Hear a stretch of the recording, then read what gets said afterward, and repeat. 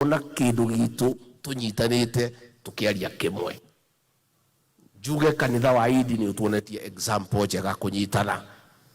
Na ningwenda kuoya mweke uyu njurie andu a Mount Kenya. Ogwo Idi iratuonirie kunyitana ni kwega. Tunyitane andu a Mount Kenya twaragie kimwe. Tondu hinya witu ni urumwe witu. Na tukiaragia kimwe gutire hindi maundu maitu makahitana.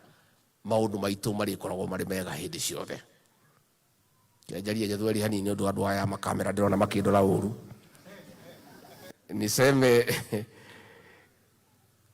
tuko na mambo ya mafuriko.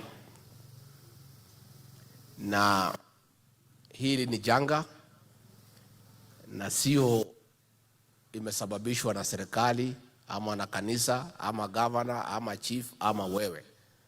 Hii ni mambo ya Mwenyezi Mungu. Tuliomba Mungu atupatie mvua ya kuzalisha chakula. Na tunashukuru Mwenyezi Mungu tumepata chakula cha kutosha. Lakini mvua imezidi, imeanza kuleta maafa, imeleta majeruhi, imeleta uharibifu wa mali. Jana nimekuwa Mai Mahiu.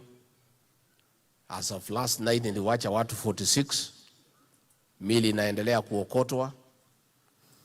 Hapa Mathioya ndio nataka kwenda saa hii nikitoka hapa, iko watu 7 wamekufa hapo. Wanyana anasema wamekufa huko Kieni. Niliongea ile damu Kawanjiko pale, ile ya damu ya samaki hapo iko hatari.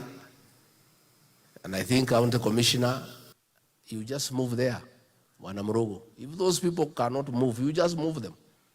Mimi sitaki watu ya hapo kuniita kuja kuleta blanketi, kuja kuzika hawa. Itakuwa ni jambo la aibu tukijua ya kwamba tuko na hatari hapo kwa damu ya samaki hapo pande ya Kieni West, hapo karibu kwa Jendo Karangi. Alafu tu watu wakae alafu mvua ikuje usiku iue watoto iue wa mama. Mimi naomba watu wasonge bila kusongeshwa kwa nguvu.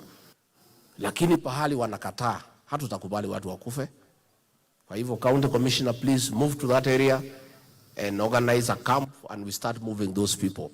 We'll provide food and everything they need so that we can save their lives. Please sit down. Niseme mambo ya